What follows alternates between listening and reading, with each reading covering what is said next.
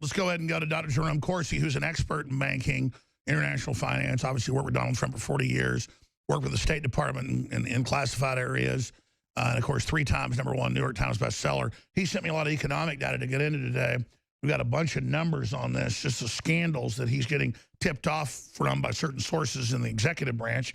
Exclusive docs, Obama destroyed middle-class mortgages to prop up Obamacare looting scheme. We've got lawsuit, Obama robbed private investors to fund Obamacare. He's got a new article out today. But I tell you, Dr. Corsi, how big is Vault 7? Everything we talked about, the remote watching, the remote control cars, the planes, the trying to set Trump up with spoofed IPs for the Russians. This is a devastating blow 3 days after Trump came out and said they're illegally spying on me on Sunday. Have they figured out yet that they don't have the, quote, deep state they claim that the American people do? I think you're exactly right, Alex. His timing couldn't have been better. What these WikiLeaks dumps and this dump in this Vault 7 proves is that the CIA has gone rogue. The CIA could tap and hack in a way that it really emulated Russia. I mean, for all intents and purposes, you would think that Russia was the one doing the hacking. And that's probably the way the CIA rogue agents internally could easily have put on the NSA on the trail of supposed Russians that were colluding with Trump on the election, when actually it was the CIA all the time in a setup. I mean, it's really astounding. The CIA has created a rogue organization within the CIA. No one knew about it, secret, that was larger in its scope and capability than the NSA. And was really a counter agency to the NSA, completely unaccountable to Congress. I mean, whereas the NSA was careful not to spy on Congress, yes, the CIA was openly doing it. The NSA is spying on Congress. The CIA is feeding information into the system, emulating the Russians or emulating anyone they want.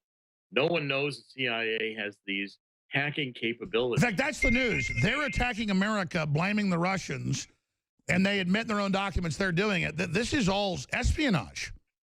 It is. And in fact, it's espionage and counter-espionage. It's the through the looking glass that we've talked about. I mean, this is the CIA, which I think has become the most dangerous agency in the United States, if not the world, completely out of control. That's right. The Russians aren't the threat. It's the CIA. CIA is the threat. The CIA is the threat. We don't have control over the CIA. But let's be clear. I know for a fact high-level folks in the CIA decades ago were telling their people, listen to the show, and we're aware. So there's a lot of patriots in it. It's the upper echelons got to be removed. Why can't Trump remove them? I know he's trying. Well, I think Trump's going to do the best job anyone's ever done. I think Trump is going to massively remove people from the CIA, from the State Department. I mean, the percentages of contributions in campaign contributions in 2016, 96% of the contributions from the State Department, whatever it is, for the CIA, all of these agencies were completely infiltrated by Obama and Clinton. And God, how could we ever let such scum run everything? I mean, well, this is the problem with the bureaucracy. The bureaucracy tends to be leftist, out of elite education, out of universities. And there's an inbred culture in Washington, D.C., and Donald Trump is taking it on.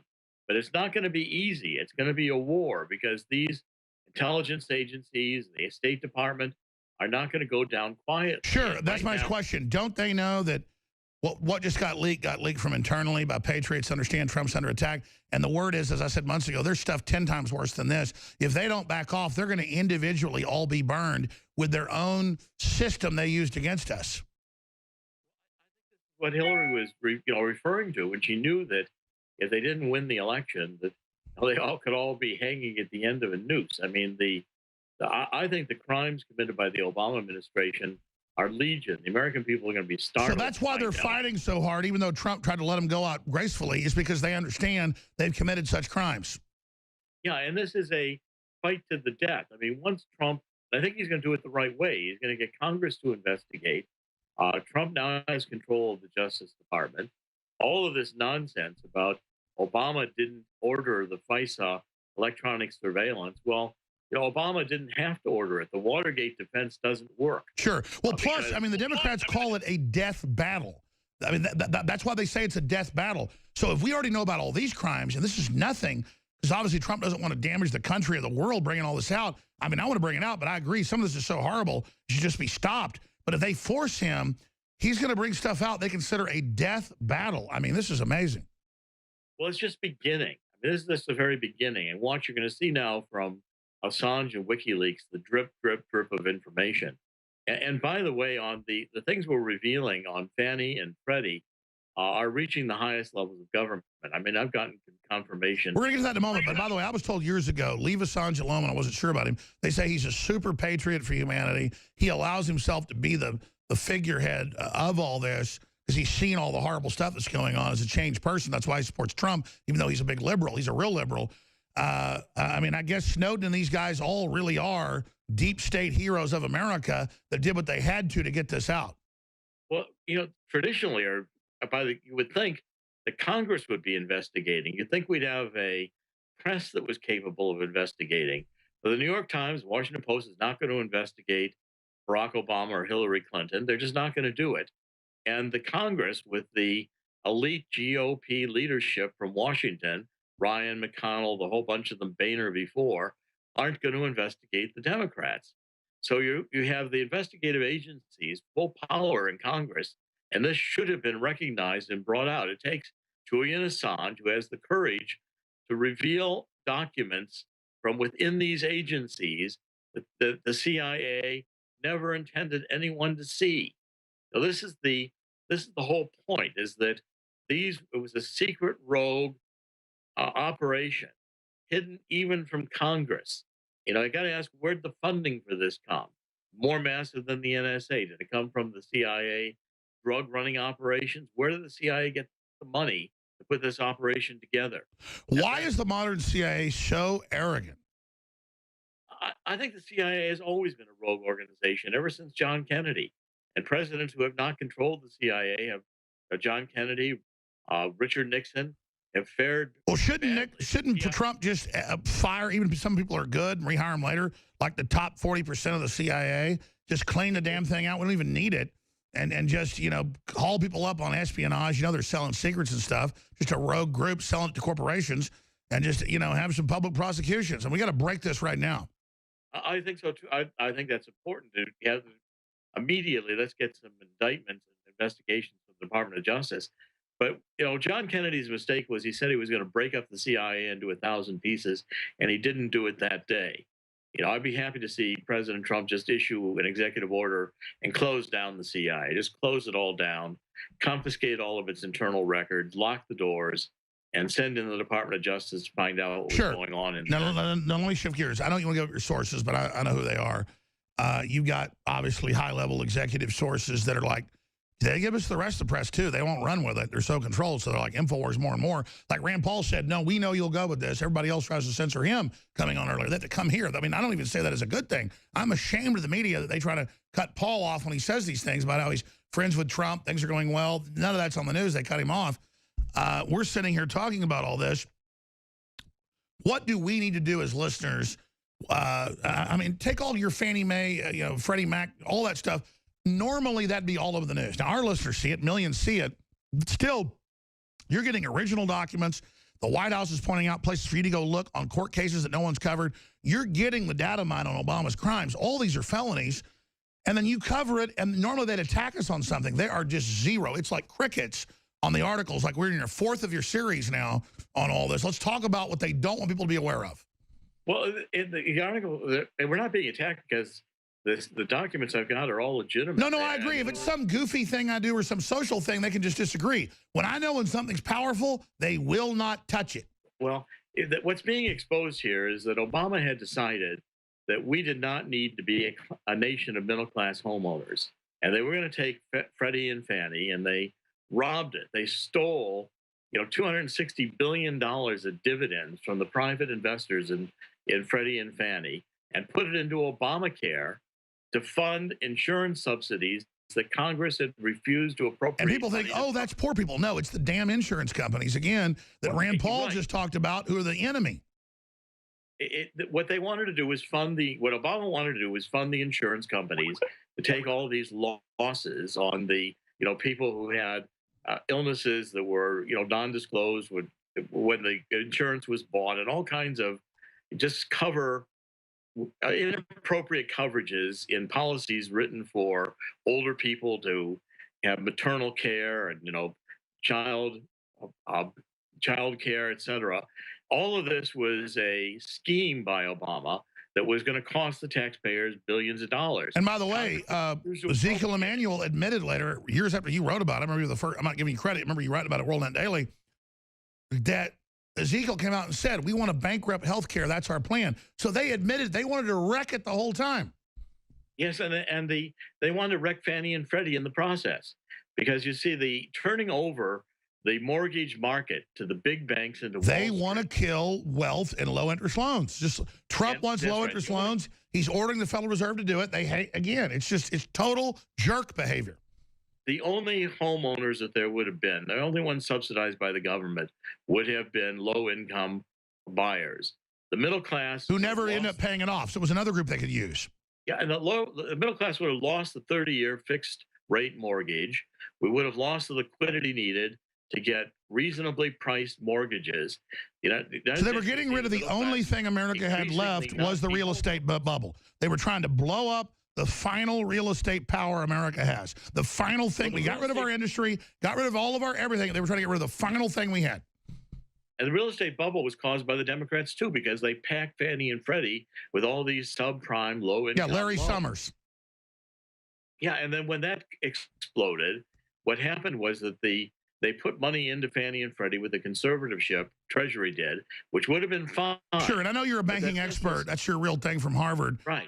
So let me ask you this. Why are the Democrats such jerks? Why would they want to make a middle-class family, black, white, whatever, Hispanic, poor? Why are they such jerks? Obama always was a Saul Alinsky communist. Let's face it. It wasn't even a socialist. And there's a resentment of the middle-class wealth wanting to redistribute it to the lower classes. Anyone in the middle class who achieves anything economically, the Obama mentality, Saul Alinsky mentality, resented. And, went back to racism and... Sure, in East Austin, it's gentrifying with Hispanics, whites, blacks, you name it, building small little nice homes, restaurants moving in. And they have the local commie groups come and like attack cat sanctuaries, restaurants owned by minorities. They don't want any wealth. They're just total scum. Right. They want to redistribute wealth to the low income. They want to reduce everything to the lower income status. So everyone's dependent on the government. Home ownership is very threatening to socialists because it allows a person to have a sanctuary, a place that is their refuge. The bankers above it, they want a culture of renters. Well, the bankers, Wall Street just wants to control the securitization process, because then it would have only big lenders who wanted to build rental properties would be the ones favored in Wall Street securitization of mortgages. These people are so uncool. And what's revealed in these documents is that here's Treasury openly discussing the fact that this is going to increase the cost of mortgages for the middle class. It's going to end the 30-year fixed rate mortgage. It's going to undermine the mortgage market for the middle class. And they don't care, because they think the United States needs to be a nation of renters like Europe. God, I hate and the only ones who they would subsidize would be low income, keeping around, the federal FHA or the VA. So they can't compete with free markets, so they want to blow it up. And they would not come out to tell the American people this is what they were doing. It was all they lied to say that Fannie and Freddie were... Sure, let's be clear. You've got the court cases already adjudicated. This is criminal fraud. So who cares if Trump looks vindictive? Laws have been violated. Sessions shouldn't be recusing himself. He should be on their butts. Well, this is a major issue for Sessions. Should be investigating the Fannie and Freddie theft, because I think it is criminal. I think it violated all of the corporate law that we've had in terms of shareholder rights. And there's lawsuits now, civil lawsuits, going through the federal courts for the shareholders to recover this $260 billion in dividends that were stolen. It's the biggest theft of dividends, corporate dividends, in U.S. corporate history. And the U.S. government did the theft. And in the process, they're now bankrupting Fannie and Freddie and undermining the mortgage market. Once rates start going up, you're going to see tremendous pressure on the mortgage markets. And again, it's all going to trace back to the Obama administration determination to destroy Freddie and Fannie. That's right. When we come back, I want to ask you in the final segment before Paul Watson comes on with big breaking news. We're starting to win, I think. Disagree with me. Respect your view. We're starting to turn the tide, but they're going to strike back. They're not going to give up. So think about how are they going to strike back? Where are we in this fight? Dr. Jerome Corsi, Infowars.com, DC head. We're getting the space. We're setting it all up right now. A lot of great reporters were lining up. But it's more important than ever to go buy something at InfoWarsStore.com. We got nutraceuticals and T-shirts and books and videos that everybody needs. Just go to InfoWarsStore.com and fund us, and we'll build it. You've already seen us do it with your help. You are the InfoWar. You did this, folks. Keep supporting us and keep praying for us, and we'll fight to the end. We'll never surrender. We're digging the grave of the New World Order. All right, final segment with Dr. Corsi. Paul Watson's coming up from London. Dr. Corsi, I've got an article here on Infowars.com by Clifford Cunningham. Report, U.S. troops deployed to Syria in response to Turkish threat. Efforts to prevent attack on Kurdish forces by Turkey, ISIS. A lot of good stuff's happening. A lot of evil against America's coming out. But what other wild cards are you concerned about? I think the globalists are so desperate, they're openly hyping it. They might try to kill Trump, plunge the economy, do anything to try to stop this Western recovery. I mean, obviously, they want a consolidation. They want a world of renters. What else is on your radar screen? You're a smart guy. What else are you worried about? Well, I think you're going to see a couple things. First of all, Trump is always been very lucky all of his life. He needs to have top security right now, especially when we know for a fact the CIA is rogue and is packed with John Brennan, I think basically traitors to the United States. John Brenner sleeper cells. Exactly. And President Trump needs to take the threat from the CIA seriously. It's a dangerous organization. And if it were my choice, in the middle of the night, I'd issue an executive order. When they all showed up to work tomorrow, the doors would be locked, and I'd seize the agency. I agree. I think seize the agency, and if people want to resist that, and we're not looking for trouble, but they're the ones pushing violence in the news. I mean, the president has a lot of power against espionage, and I don't care if it's corporate espionage. It's the same thing as if the Russians did it. Yeah, I'd also undertake a major investigation of George Soros, and I'd shut him down. He's completely running counter to the United States interests, his funding. He's got more power as an individual over national policy than maybe any individual's had in the history of the world, and it's rogue as well. Yeah, he thinks he's president. And third, the Federal Reserve is going to raise rates. They held rates at zero throughout the Obama administration. Can't the president order them to do so? I mean, they claim they're under the president's order. Can he order that? No, they can't. They're independent, though. I know they're a fraud, but they've claimed they're not. So what does he do to block that? Well, you can't. I mean, Janet Yellen was completely in Obama's corner. She allowed Obama to, basically add $1 trillion. Sure, and she's trying to kill the Trump recovery. So what does he do about that? Well, I think Trump will be smart enough to take the rate increase and to turn up the heat on Congress to pass a massive tax cut. Exactly. So all of these things, if Trump is allowed, he's going to boomerang every. And you're an economist, so you know that the public doesn't. Briefly explain. If they're going to raise rates, we got to cut taxes. Explain that metric.